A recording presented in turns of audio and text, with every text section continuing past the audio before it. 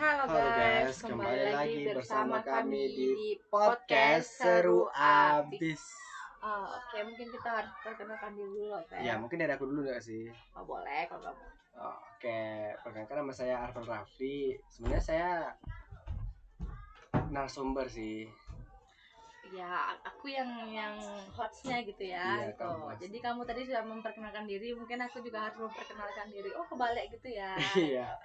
Perkenalkan nama saya Aldo Sandra ini dengan NIM 24063007.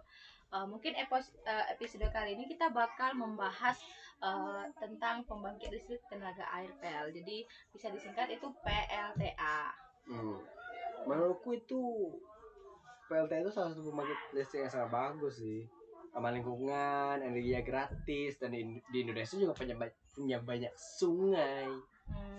Menurutku ya Pel, kamu nggak bisa mengatakan kalau ini paling bagus. Soalnya tuh setiap pembangkit itu punya kekurangan dan kelebihan ya Pel.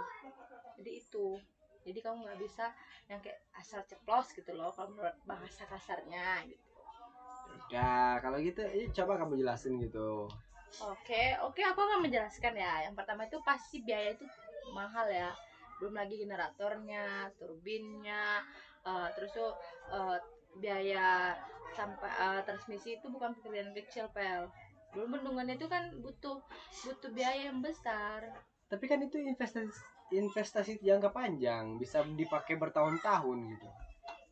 Itu benar sih, Pel. Bisa, tapi kan itu kan juga butuh proses yang bertahun-tahun juga dalam membangunnya.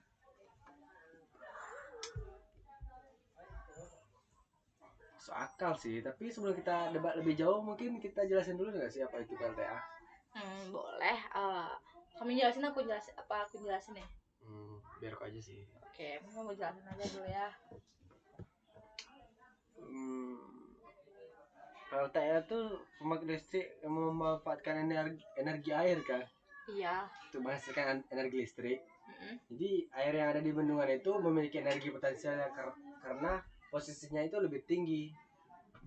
Hmm. Terus ketika pintunya dibuka misalnya kan, air itu mengalir melalui pipa yang disebut pestok atau langsung menuju turbin gitu atau gimana gitu. Aliran airnya itu mungkin memutar turbin dulu. Lalu Setelah itu turbin itu berputar, porosnya menggerakkan generator sehingga menghasilkan energi listrik. jadi sebenarnya listrik itu dibuat listrik itu bukan dibuat langsung dari air ya. Betul. Air hanya menjadi sumber energi untuk memutar turbin. Yang menghasilkan listrik sebenarnya adalah energi generator sih. Berarti aku selama ini salah paham loh, Bang. Aku kira listrik itu dari air gitu loh. Rupanya aku salah paham banget. Aku penasaran kenapa sih harus pakai bendungan? Kenapa nggak langsung pakai air sungai aja gitu? Mungkin ya karena bendungan itu berfungsi menyimpan air supaya debitnya itu lebih stabil. Lalu tuh semakin tinggi posisi air juga semakin besar juga potensialnya PL. Oh, jadi semakin tinggi bendungan semakin besar energi yang bisa dihasilkan gitu. Kalau secara umum sih iya PL, tapi bukan cuma tinggi bendungan aja nih, debit air juga sangat berpengaruh. Maksudnya debit air? Debit air itu banyak air yang mengalir setiap detiknya. Jadi kalau bendungannya tinggi tapi airnya sedikit, itu listrik yang dihasilkan juga tidak maksimal. Berarti ada dua faktor dong yang penting, yaitu tingginya jatuhnya air dan jumlah air yang mengalir. Nah, sekarang kamu paham tuh, Pel. Oke. Kalau ngomong kelebihan, menurutku sih PLTU itu unggul karena tidak menghasilkan asap seperti PLTU kan. Iya sih. Tapi aku setuju tadi yang kamu bilang gitu. Karena kan kita kan nggak ada gunain pembakaran batu bara, Pel. Benar sih, emisi gas rumah kaca kan berpotensi lebih jauh, lebih rendah jadinya. Selain itu juga biaya bahan bakarnya juga nol loh, Pel. Ya nggak sih menurut kamu? Menurutku kamu jangan bilang nol sih. Kenapa kayak gitu sih, Pel? Ya, nggak ada itu biaya pembelian bahan bakar jadinya. Tapi tetap ada biaya perawatan turbin, generator, bendungan, pegawai dan peralatan lain sih. Mungkin aku harus ketawa juga nggak sih? Aku jadi salah ngomong ya berarti ya. Santai dong, namanya juga diskusi. Jadi aku lebih suka diskusi, aku lebih banyak ngomong besar sih gitu, atau lebih banyak aku lebih ingin mengatakan lebih, aku lebih dominan gitu loh. Oke. Kalau dari segi efisiensi gimana? PLTA itu termasuk pembangkit yang efisien, banyak energi air yang berhasil diubah menjadi energi listrik. Berarti rugi kalau Indonesia nggak memanfaatkan sungai-sungainya. Betul, Indonesia itu punya potensi besar yang dimana di beberapa daerah itu memiliki sungai-sungai yang sangat besar. Jadi kalau nggak dimanfaatkan dengan baik itu rugi banget Indonesia-nya. Oh, makanya ada banyak PLTA di berbagai daerah. Iya itu betul, tapi kan kita harus tengok juga bukan berarti semua bisa sungai bisa dijadikan PLTA PL. Jadi harus ditengok dulu daerahnya. Kenapa gitu?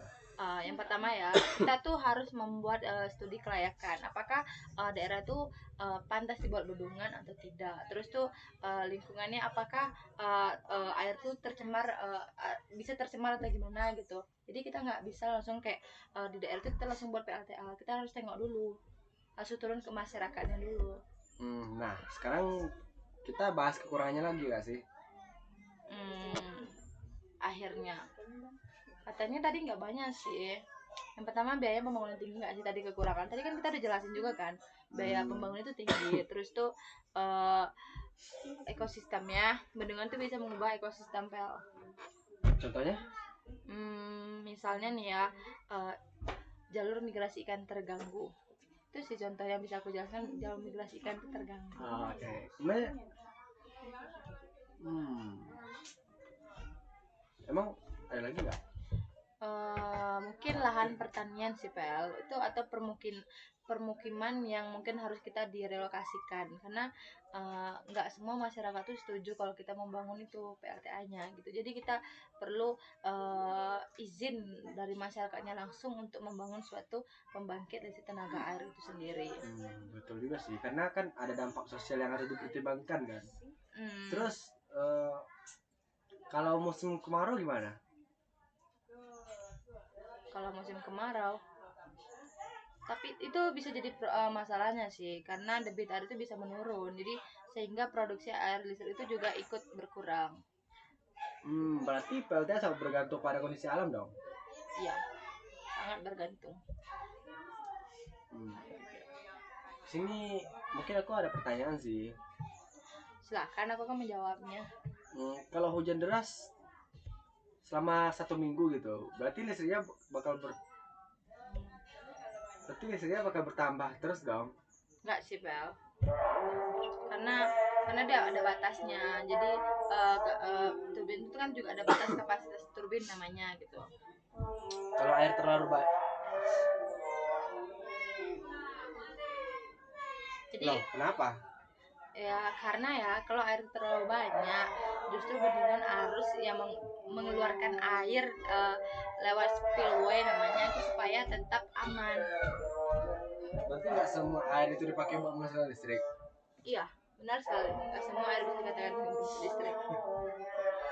Ngomong-ngomong, menurutmu PLTA layak dikembangkan di masa depan nggak? Menurutku sangat layak sih. Menurut kamu gimana?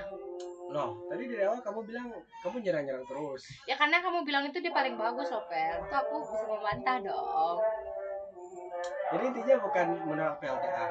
Aku nggak menolak, tapi kan aku menunjukkan kalau setiap teknologi itu pasti ada sisi positif dan negatifnya. Jadi aku bukan menolak yang kamu bilang, aku justru mendukung. Tapi kan harus direncanakan lebih dahulu agar kita mengerti manfaatnya lebih besar daripada dampaknya gitu loh, Per. Mungkin aku segitu sudah paham sih. Paham nih. Mungkin kita bisa simpulkan juga nggak sih diskusi yang kita podcast kan ini, nanti kan kita harus jelasin juga kan. Jadi kamu bisa simpulkan mungkin dariku PLTA itu pembangkit listrik yang memanfaatkan energi air untuk memutar turbin, kemudian generator mengubah energi mekanik menjadi energi listrik.